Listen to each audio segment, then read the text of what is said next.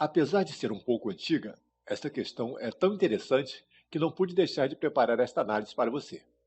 Ela tem uma pegadinha na qual uma coisa parece ser comum, mas em realidade é outra bem diferente. Mas a curiosidade desta questão é que ela remete ao fato real de um ministro do STF que não conhecia nada sobre direito e nem sequer era advogado. Direi quem foi ele durante a análise da armadilha que existe nesta questão. Assinale a alternativa correta. A. O Procurador-Geral da República é a autoridade máxima dos Ministérios Públicos da União e dos Estados. B. Um cidadão brasileiro nato de 40 anos de idade, sendo professor de direito, tendo reputação ilibada, que nunca exerceu a advocacia, nem é inscrito na Ordem dos Advogados do Brasil, não preenche os requisitos pessoais para ser nomeado ministro do Superior Tribunal de Justiça, mas preenche os requisitos pessoais para ser indicado como ministro do Supremo Tribunal Federal.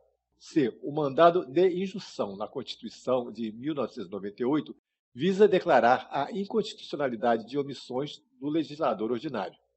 D. O crime de terrorismo é inafiançável, imprescritível, mas suscetível de graça ou anistia. Onde está a pegadinha? Pegadinha do tipo senso comum. Pode parecer estranho, mas todas as constituições brasileiras, a partir de 1891, não exigiam a formação em direito como requisito para alguém ser indicado como ministro do Supremo Tribunal Federal, mas apenas notável saber jurídico e reputação ilibada, além da pertença a determinada faixa etária, conforme o artigo 101 da Constituição Federal. Artigo 101. O Supremo Tribunal Federal compôs-se de 11 ministros escolhidos dentre cidadãos com mais de 35 e menos de 65 anos de idade, de notável saber jurídico e reputação ilibada. Como se pode depreender, os ministros são escolhidos dentre os cidadãos e não apenas dentre magistrados ou mesmo advogados. É algo que sempre surpreende a quem toma conhecimento do fato pela primeira vez. E já houve algum ministro do STF que não tenha sido formado em direito? Houve sim. O médico Cândido Barata Ribeiro, através do decreto de 23 de outubro de 1893, foi nomeado ministro do Supremo Tribunal Federal, preenchendo a vaga ocorrida com o falecimento do Barão de Sobral, tendo tomado posse no mês seguinte. Mas não durou muito tempo a alegria do único ministro da história da República que não era formado em direito.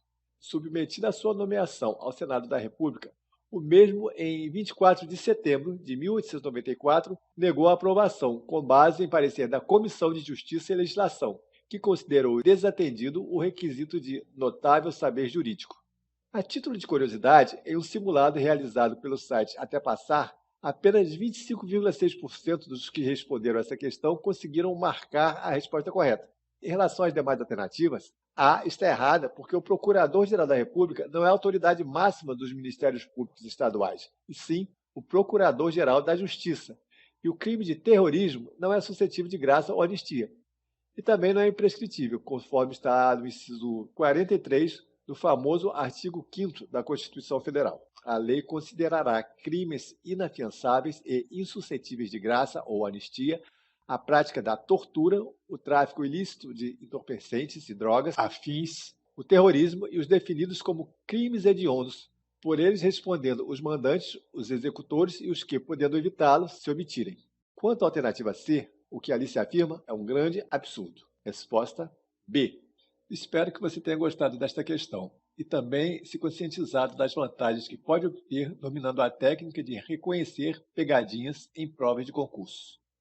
Para isso é necessário estudar e analisar em sequência questões com pegadinhas, uma atrás da outra, pois só assim você vai começar a perceber e a reconhecer os padrões maliciosos que as bancas inserem nos enunciados das questões, assim como nas opções de respostas. Tudo com o objetivo de induzir você a cometer erros.